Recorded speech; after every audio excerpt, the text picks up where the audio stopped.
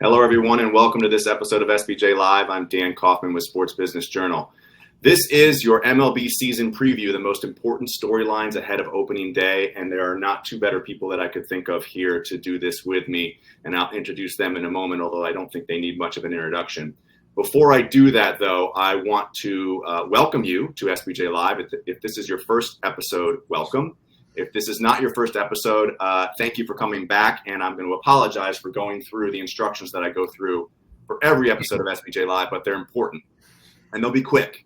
And the reason they're important is because this is not just your standard boring webinar. At least we try not to make it your standard boring webinar. In fact, webinar is a bad word in my vocabulary. So this is an episode of SBJ Live done in webinar format, and here's the most important thing that I'm going to ask of the audience. One, introduce yourself in the chat. There's a chat bubble on the right-hand side. Please message in there and let us know who you are and where you're coming from. And looks like some folks are messaging there already. So we look forward to seeing who's here. And if you see people who you know, please feel free to write back to them. We encourage that type of engagement here. Two, there's a questions bubble directly to the left, at least on my screen, of the chat bubble. That's where we want your questions. I have a bunch of questions for these two guys, but we want your questions, and I don't want to be the only one asking questions. So submit your questions at any time. There's no specific Q&A period. Submit your questions as soon as they pop into your head, and then people can upvote your questions, so we make sure that we get to the questions with the most upvotes, and you can upvote questions. Okay? All right, so message in the chat, give us your questions. We're going to go for about 40 minutes. At least that's our target time. If we have a ton of questions from the audience and we're just flowing, we'll go a little bit longer. Last thing that I will mention is that for this very special episode of SBJ Live, we will be offering the audience a chance to actually come up on stage with us on this virtual stage and show your face and talk to us. So if you have a question, if you have some answers, if you have some thoughts on what we spoke about, you can come up on stage and talk to us. What you have to do is request to come up on stage. Okay, so request to come up on stage, and our folks in the background here will see that message come through. We will approve you, and you will come up on stage and talk to us. We encourage that as well, and I hope people take advantage of it. All right. We're going to get to a lot of different things. Like I said, this is our MLB season preview. We're going to get to RSNs. We're going to talk about the Orioles sale. We'll talk about rule changes in year 2. We'll talk about Major League Baseball's international push. And, of course, we will talk about Shohei Ohtani. We cannot not talk about Shohei Ohtani, and that's probably where we will start. It's my pleasure to welcome to the SBJ Live stage staff writer for baseball, Eric Bacharach, and senior writer for technology, Joe Lemire. Joe and Eric, hello. Hey, Dan. How are you?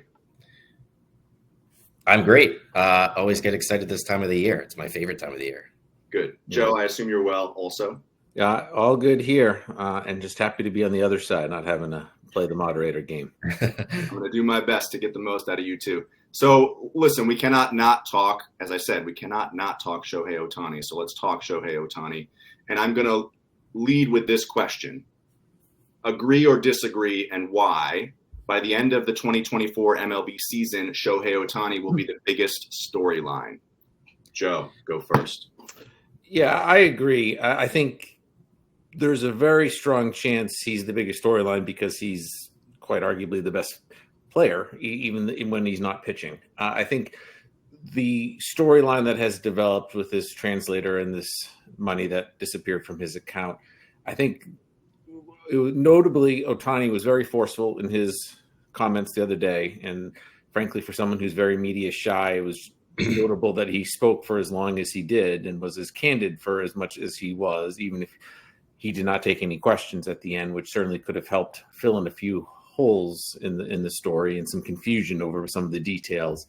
But until MLB completes its investigation, or if law enforcement does get involved at any point, until there's a formal conclusion, this will kind of drag on for a little bit in the headlines. But I do think his talent and frankly, the fact that he is not talking regularly to the media will allow it to sort of sit in the backdrop for a while, but it will bubble to the surface as new reports come out with more details. Eric, you wrote a fantastic piece on Shohei Ohtani for the magazine this week, and people can find that at sportsbusinessjournal.com. What would you add? Well, number one, I think I agree. I think by the end of the season, he will be the biggest story. Quite honestly, the betting scandal that's ongoing aside, he's now on the Dodgers, and they have a real, I think if they didn't make the playoffs, that would be a shock. And what's equally shocking is that the Angels, despite having Ohtani and Trout, 3 MVP between them over the 6 years that Ohtani was with the Angels, they never sniffed the postseason. I think that the highest they finished in the AL West over those 6 years was 3rd. This year, they've got a real shot to make a run. And from a business perspective, that is massive to have Ohtani in the postseason potentially. It could be the 2023 World Baseball Classic all over again from Major League Baseball's perspective. That was, a resounding hit for them, largely because of Ohtani. I believe that 3 of the top 4 games viewership-wise ever in the history of the tournament took place in 2023, all of which featured Japan. I think Japan-Italy was actually the highest rated. So he's got that impact. And when you put him in the postseason, I think that elevates everything as far as the stage, the people watching, the exposure. So I think that could be massive. And I think that could be a huge story for Major League Baseball, perhaps the biggest. And then, there's just kind of all the sort of ancillary factors that come along with it. I think, in putting together that story, Dan, I spoke with Noah Garden and kind of just asked him one sponsorship asset that still hasn't been filled is the helmet decal, that add-on helmets that the league, that's their asset for the postseason. They haven't had a sponsor there the past 2 years, despite a provision in the most recent CBA that allows them to have that asset. They haven't had one there. They've been very deliberate in sort of approaching sponsors about that asset. I think to have Ohtani in the postseason, that's a big leverage point for them to potentially put in an international, Japanese sponsor right there. So I think that's just one example of the way that, from a business perspective, Ohtani just kind of dictates the conversation. And now that you've got him potentially on a team, or certainly on a team that is capable of a World Series run, I think that can't sort of be highlighted enough in terms of the business impact that stands to make. Yeah. If you're just joining us in the audience, make sure you introduce yourself in the chat and send your questions. Don't wait till the end. We're going to stay on Ohtani for a minute. Let's jump to Japan. You mentioned Japan, Eric, and just the massive growth there. There were some incredible statistics from your article, your piece in Sports Business Journal, the magazine. And I'm gonna read off some of them. New Balance reported 23% year-over-year increase in sales in 2023 after signing Ohtani. 11% increase year-over-year in resale price for away games for the Dodgers this year, according to SeatGeek. And the one that was the most fascinating to me was that in Japan, Fanatics did more business in the first 2 days after the Ohtani signing than the sum of its business for all 30 MLB clubs over the past 2 years. That's staggering to me. Give us a little more context around those, Eric. Yeah, it's insane, Dan. And I was just telling you before we hopped on this live that, I spoke with probably at least a dozen people for this story and kind of, just point blank asked them, do you have, some Ohtani related anecdote that speaks to, just the unicorn that he is on and off the field. And every single time somebody said, yes, he in some form or fashion dictated the way that we do business. Fanatics, you mentioned how successful they were in Japan. They set up a new sort of feature, a Notify Me, to sort of track the signing for, customers that were interested in purchasing apparel. And then to be alerted once that apparel was stocked and once they kind of knew where he was going, what his number was going to be when he was with the Dodgers. That was something they had never done for a particular player. And even when it comes to, things like designing schedules, I spoke with Rick Mace at ESPN, who's their director of programming. It was the first time he's ever built or designed sort of backup schedules for just a single player because we didn't know, where Ohtani was going to end up. He had to submit his schedules for ESPN to the league by mid-December, and obviously Ohtani signed, I believe it was December 11th. So he had backup schedules ready to go should Ohtani have signed somewhere else. That's something he's never done before, but speaks to just the way that, so much hinged upon this one decision. And I mean, I think to your point, road teams are also benefiting from this. Really, everyone is. I even spoke with Diamondbacks president Derek Hall, who said that sponsors have reached out to the Diamondbacks because the Dodgers play at Chase Field 7 times this year.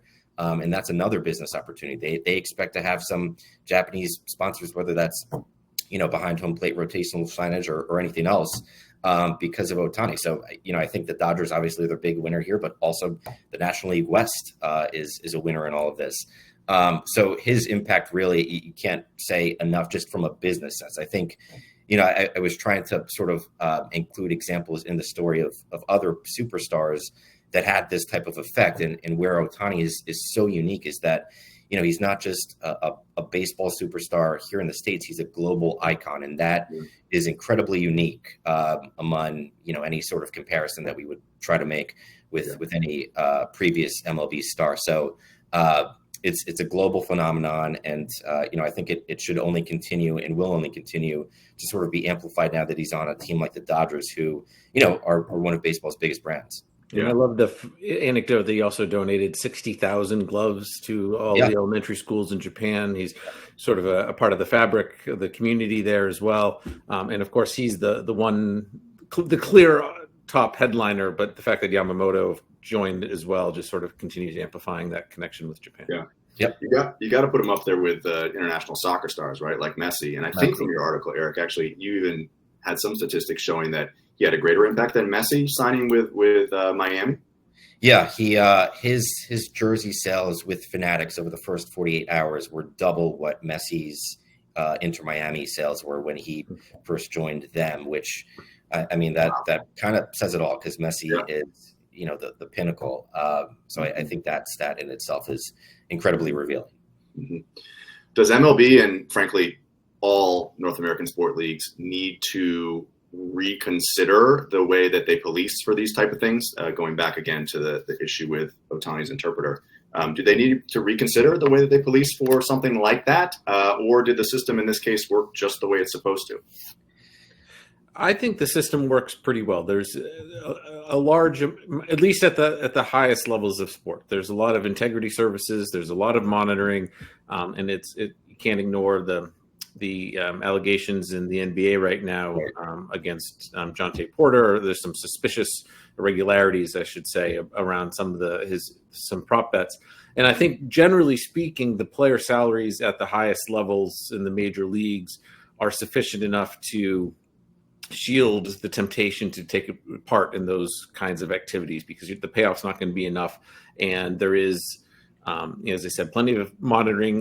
Like in the NBA instance, some of those bets were flagged. I think prop bets are the ones that are easiest to manipulate without having any real impact on the overall game. And the fact that there are limits on those in place, I think generally the system is working. I think the issue becomes when it becomes like a minor league sport, a lower tier professional sport, or even some college sports, particularly outside of the power conferences, where there is a little bit more of an issue that really needs to be focused on.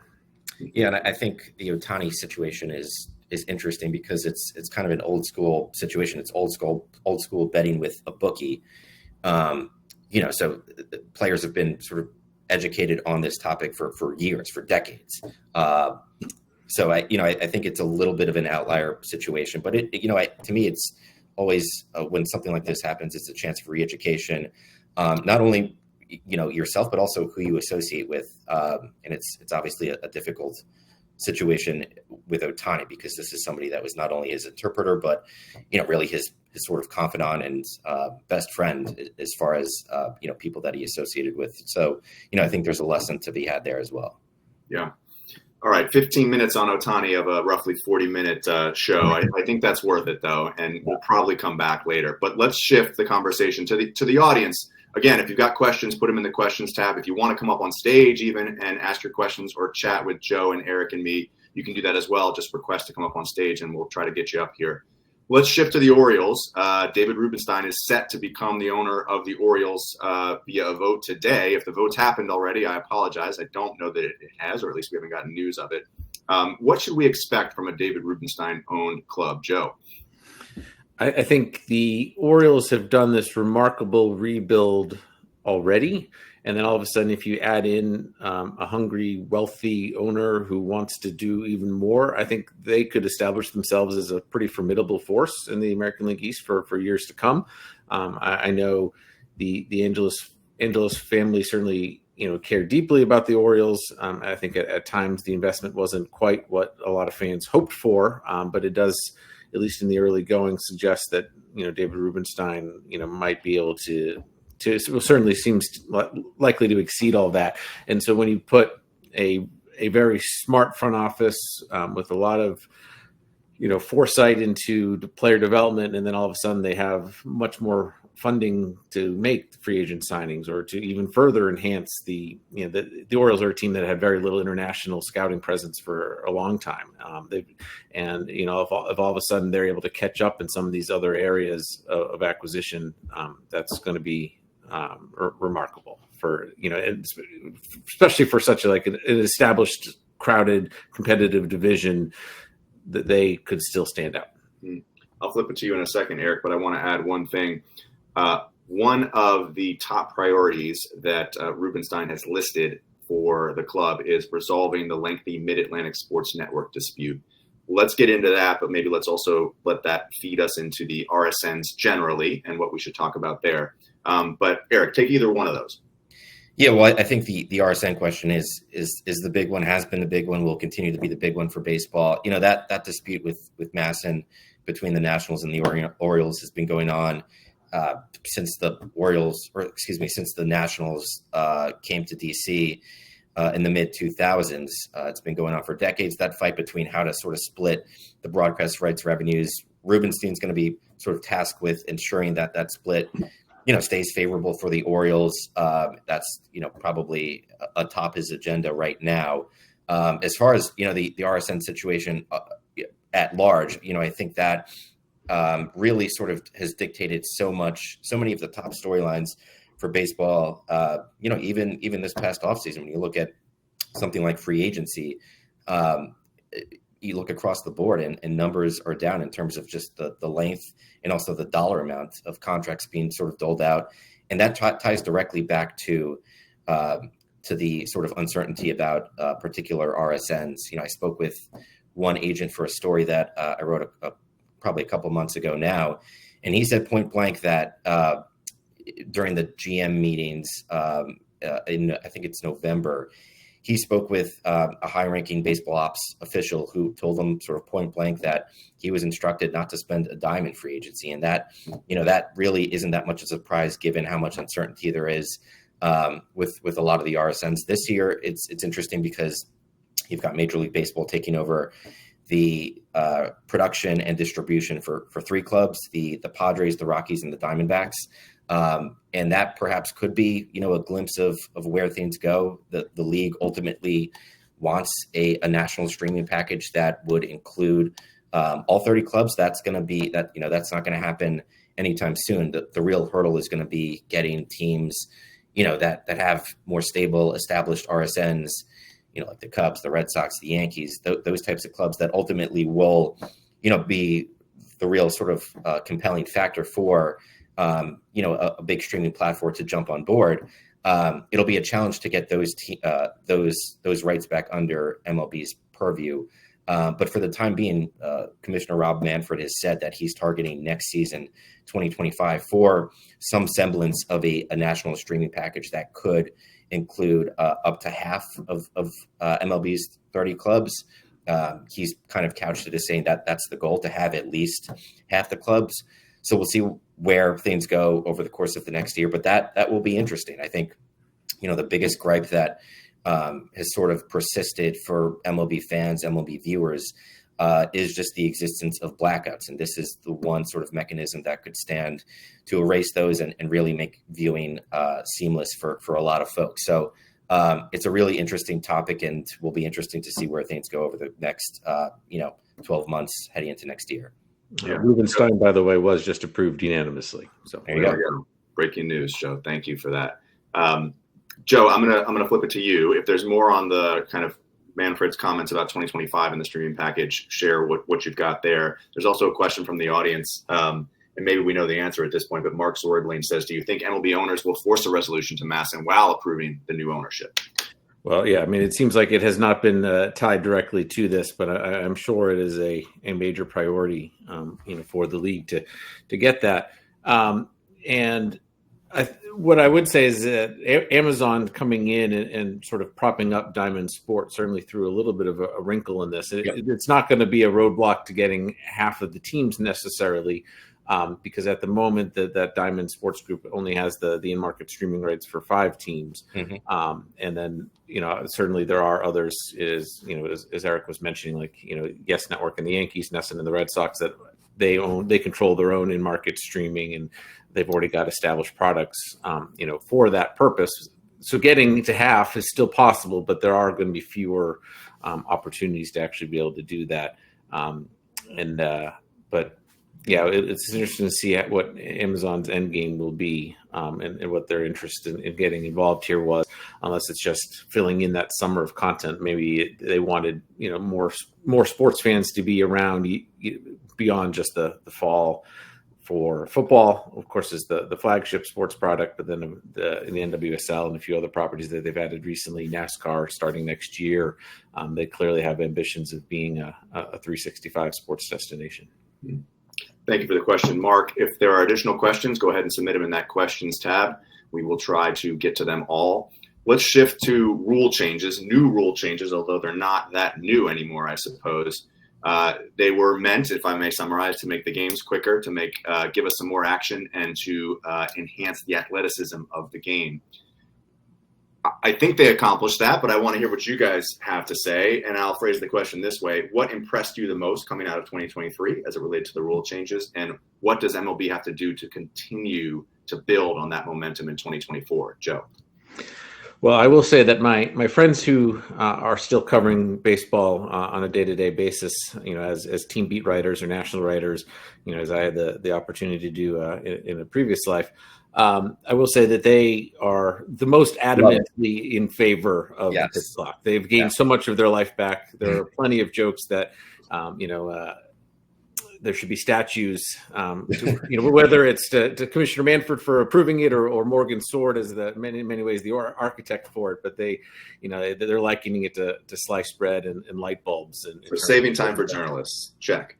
But I mean, it also allows a family to go to a weeknight game. I mean, nothing about it. I think to answer your question, like what sort of stood out the most is that there had been a bit of fear about people in the industry that the increased pace of pitching would lead to this huge rash of injuries. And while it's a little hard to parse out the data because, if you compare injury rates to some of the recent seasons, well, that's a little skewed because we were coming out of the COVID shortened, all the pandemic seasons. So there was a bit of a spike already. I think generally, if you try to stabilize things as best as possible, there really wasn't anything more. There was not the huge spike in injuries that some people feared there would be. I think generally speaking, it was pretty much sort of expected for the past seasons. And I think that's this huge relief that this was made the game so much more enjoyable. It shortened the games, but it also did not seem to have any adverse effects on pitchers. So the pitch clock is absolutely phenomenal. I don't think the ban on shifts certainly had an impact for some very pull heavy left-handed hitters. I think if you look at the overall data on batting average and balls in play, probably wasn't quite as much of a spike as some expected. But just the fact that stolen bases are back in the game, certainly adds a interest level for watching, and anyone who plays fantasy sports now has to care about that category again. That's right. Eric, what would you add?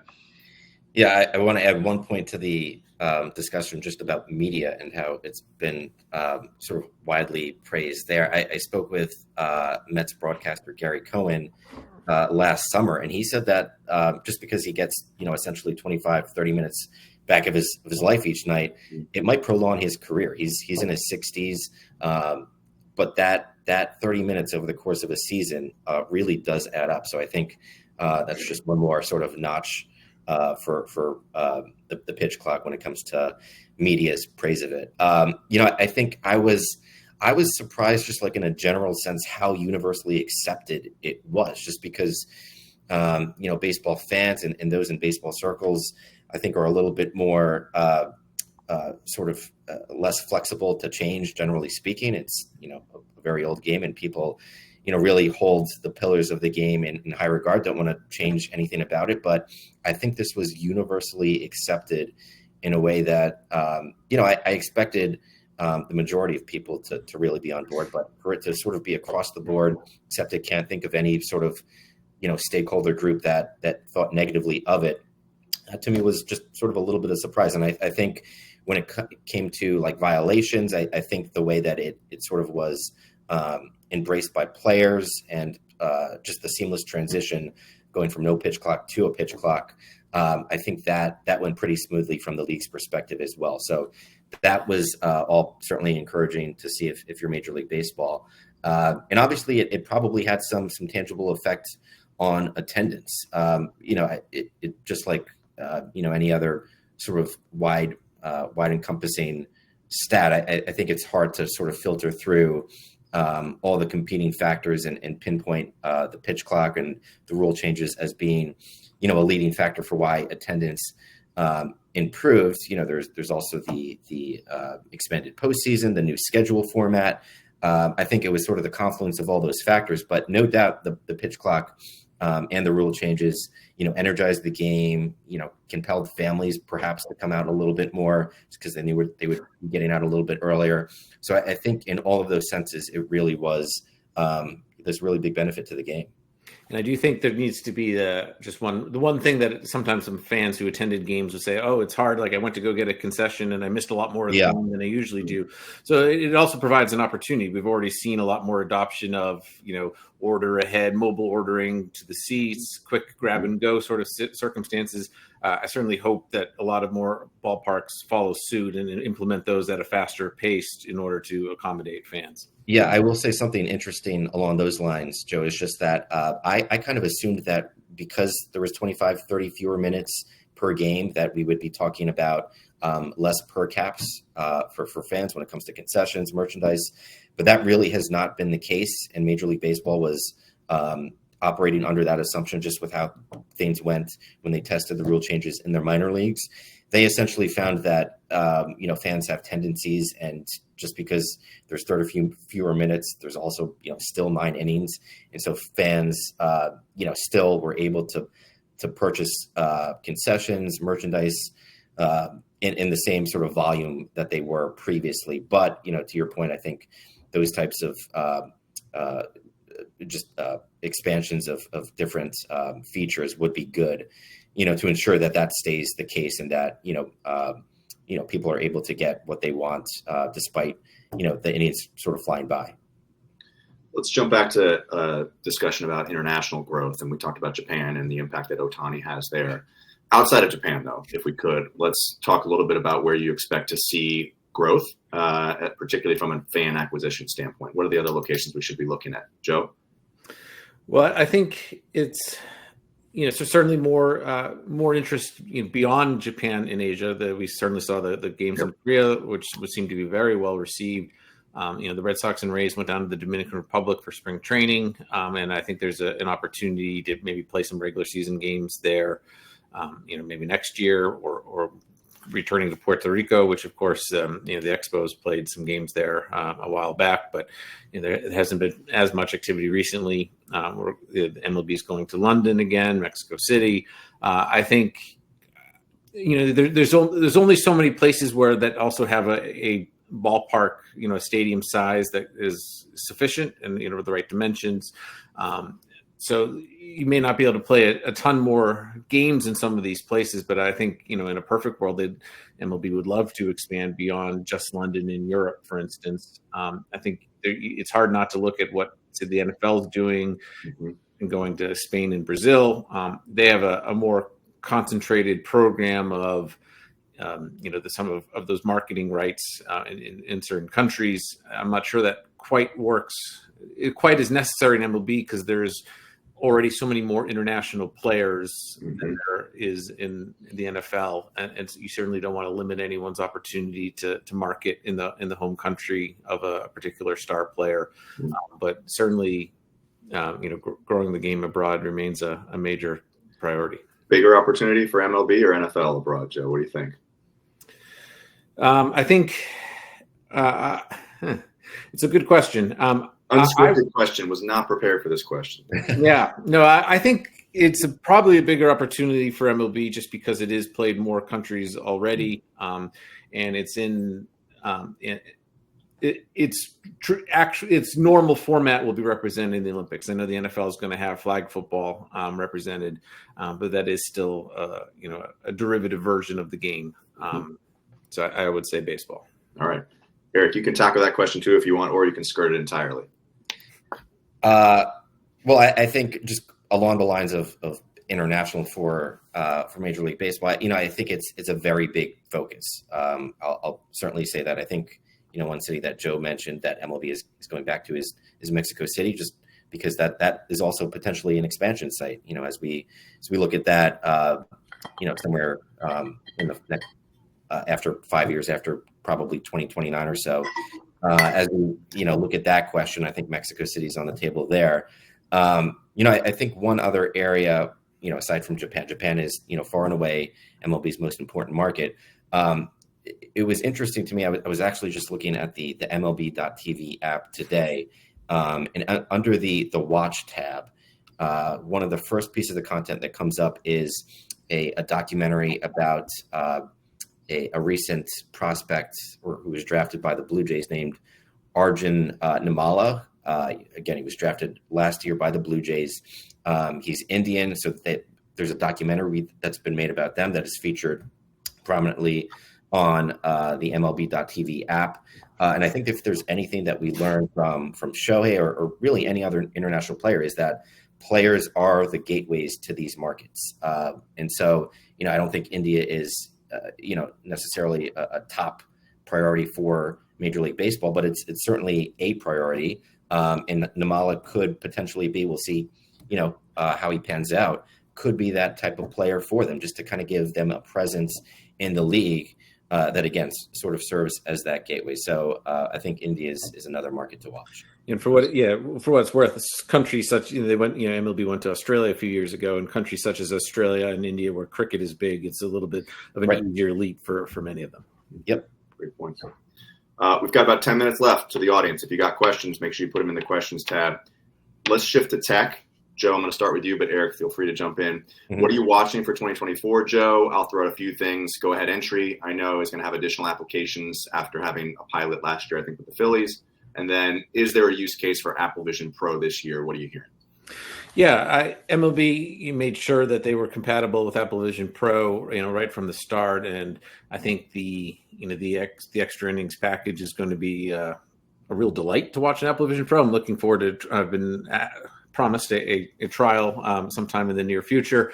And the fact that, already most platforms allow for the multi-view option where you can have, 4 games on your TV, but being able to see it in the Apple Vision Pro where there's less constraint on size and you can have 4 much larger screens watching the games at the same time, I think could be highly enjoyable for the fans who like to monitor a few things, whether it's for fantasy betting or just general interest of out-of-market games. So I think Apple Vision Pro is interesting, but it's still generally too small of a market to push the needle.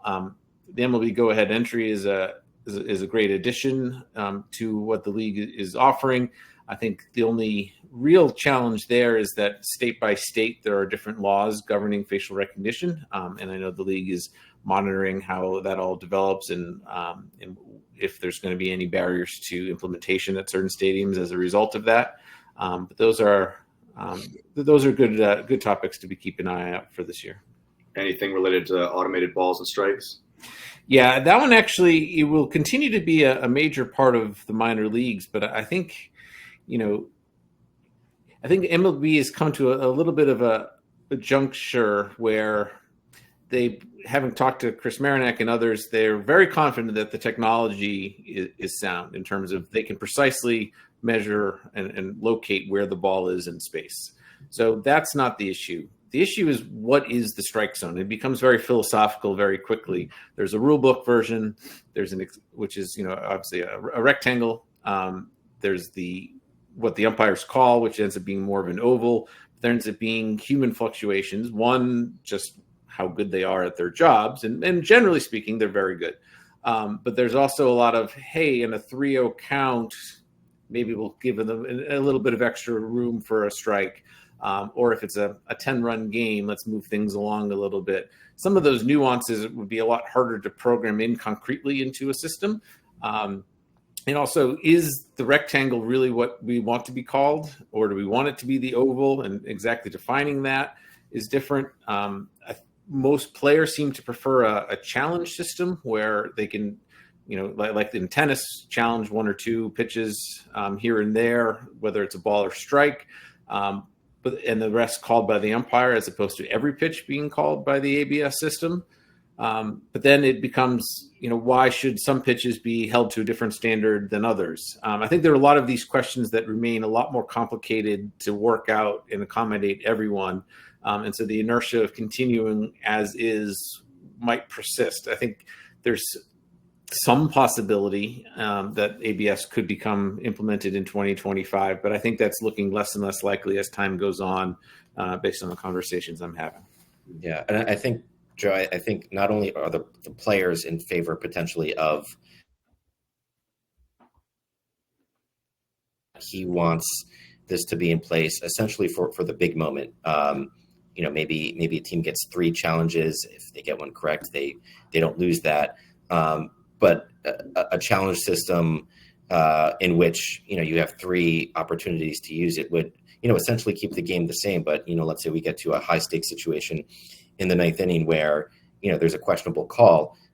That's when, the ABS system could come into play. And I think, something worth considering as part of a challenge system is that it happens incredibly quickly. I remember the commissioner talking last year at an event I was at about how he went to view this sort of play out at a minor league game, and it happened so quickly he didn't realize what had happened. The player's hand went up, they sort of looked at it, and 3 seconds later the determination was made whether it was a ball or strike. So it happens very quickly.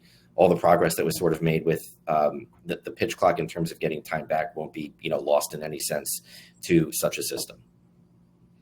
Yeah, and I think like tennis has seen that there's also like a bit of fan excitement around the challenge. Yeah, there can be a little bit of in created drama, waiting for that little graphic replay, and baseball could add that as well.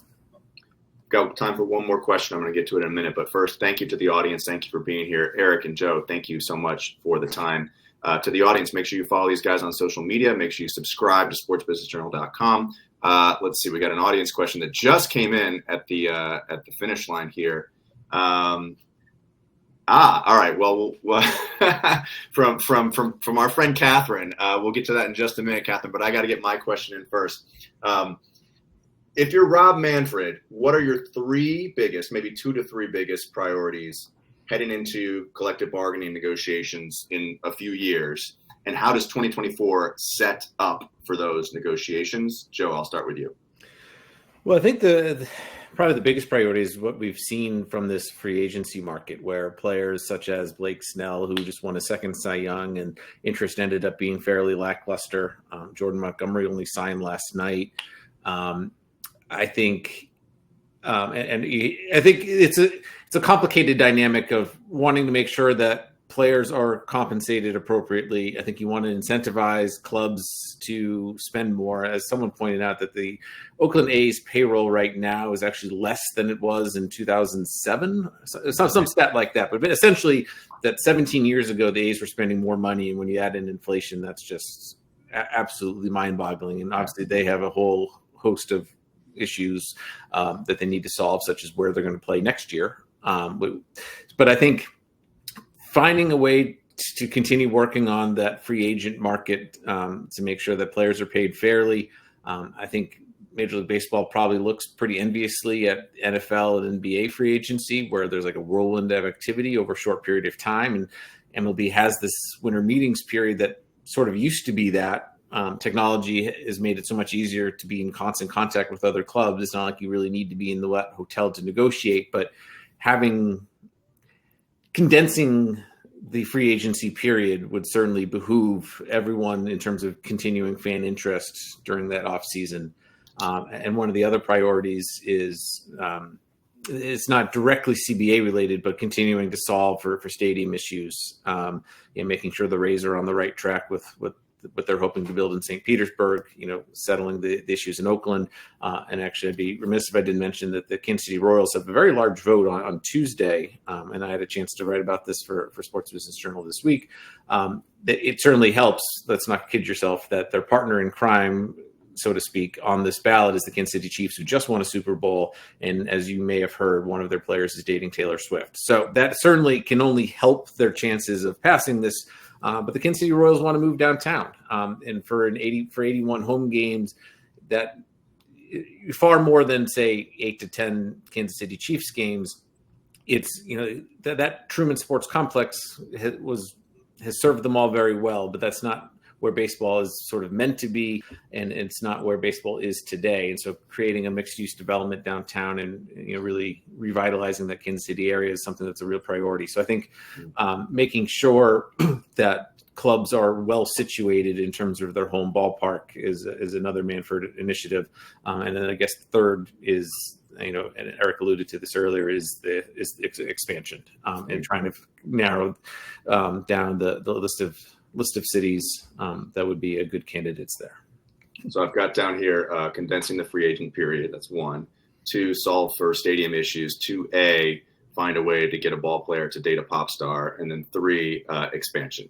Eric, what do you got? Yeah, actually, if I may add, speaking with Royals owner John Sherman, he did share the anecdote that apparently in a lighthearted moment, Commissioner Manfred did ask him if he'd be able to entice Taylor Swift to attend a few Royals games this year. So there we go. That's how you get to 71 or 72 million in total attendance. Eric, go for it. What are your 3, or 2 or 3? I'll let you off the hook with 2 if you only get 2. Sure. I think the ones that Joe mentioned, would certainly be on my list as well. I think, number one, not to state the obvious, but no work stoppage has to be, a very big priority for the league on the heels of the negotiations leading to the last CBA. And Manfred, to his credit, he's doing something to try and improve relations with players. He's, over the past couple of years, I believe he's met with all 30 clubs each of the last 2 years, with different groups of players, kind of informally. And I think that picked up steam in terms of, just how many players were involved in those meetings last year. But he's working to improve relations there. Will that move the needle in terms of, avoiding a work stoppage? I think it's hard to say, but that's a big focus for them is ensuring that things don't grind to a halt as they did last time. And then I think the big one, sort of the age-old one with baseball, is a hard salary cap. It's typically been a non-starter from the union, from the Players Association's perspective. There is kind of a mechanism with the luxury tax thresholds in place that acts as sort of a soft cap. But now the fact that you've got this influx of minor league players in with the Major League Baseball Player Association, who might be, enticed by the prospect of a salary floor, maybe now you go from sort of deal breaker to not likely. Still it's going to be a very big uphill battle, and would be surprised if that comes to fruition. But perhaps now that you've got all these minor leaguers on board, maybe it opens the conversation up just a little bit there. Thank you both very much. Most important question comes from one of our tech editors, Catherine Acavella. Catherine wants to know what you're personally most curious to watch this year. Eric. Ooh, that's a good question. Well, I grew up a Mets fan, so curious to see how all of that pans out. I think I'm still like taken by Ohtani and just like the sensation that is. Like, I'm curious. When I went into that story that I spoke a lot about at the beginning, Dan, the question I was trying to answer is the Dodgers are already sort of at the mountaintop. How much higher can they go? And from my reporting, it turns out they can go much higher. And I'm curious how high they go when it comes to attendance. Can they break 4 million? Viewership, sponsorship. They've already got, a bunch of new Japanese sponsors on board. So I think I'm really sort of fascinated by the effect that he has had on one of baseball's most storied brands. And, it's going to be something that I pay closely attention to all season. Joe. Well, personally, yeah, I mean, I do think the Dodgers are a fascinating example, even beyond just obviously Ohtani's part of the narrative of them continuing to bolster their operations, but they've been feeling like a little bit of a dynasty, but yet they only have that one World Series, and it was in the 2020 season, which still fully counts to me. I know some fans sort of view it a little bit differently, but I think, otherwise you get into that territory of the 1990s Braves, where you're this great team for so long and you don't have quite as much to show for it. So I think following the Dodgers is certainly interesting. The Padres continue to have plenty of intrigue in terms of what they built last year. Obviously, Soto got traded away, but I still think they're going to be a very competitive team. And I also wondered, as some of you may have seen, there's like a couple little Red Sox bits here. I mean, it's just they're a fascinating example of a team that, one of their owners came out and said they were going to be going full throttle this offseason, and I'm not even sure that they turned the throttle on, how little they actually did. And this is the year that they invited Netflix cameras for a behind-the-scenes documentary. And so that doesn't seem like it's going to be the gripping storyline that you would have expected. And so where do they go from here? Because, as we talked at the top, the Orioles are getting stronger. The Rays are always good. It's just such a good division. And they've really dug themselves quite a bit of a hole to climb out of. And they certainly didn't take any forward steps this offseason. I think we got to get to this last question because it's fun, but we'll do it quickly. Heather says, who are our dark horse contenders this season? Joe, are the Red Sox your dark horse contender? Is it? I gave him a huge ringing endorsement just then. There you go. Let's see, dark horse contender. I think actually maybe the Padres coming back. I think everyone's so focused on the Dodgers. Obviously, the Diamondbacks actually won the NL pennant last year.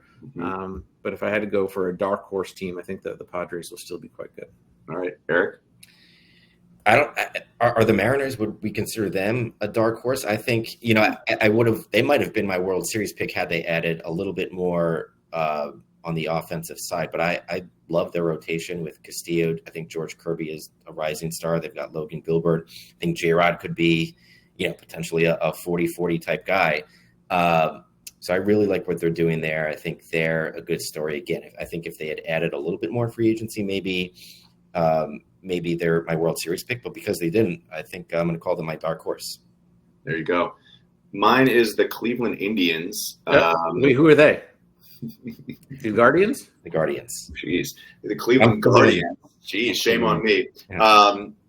But that's how dark I suppose they are for me because I don't really pay attention to them. But I know that Shane Bieber is back and McKenzie is back in their starting rotation.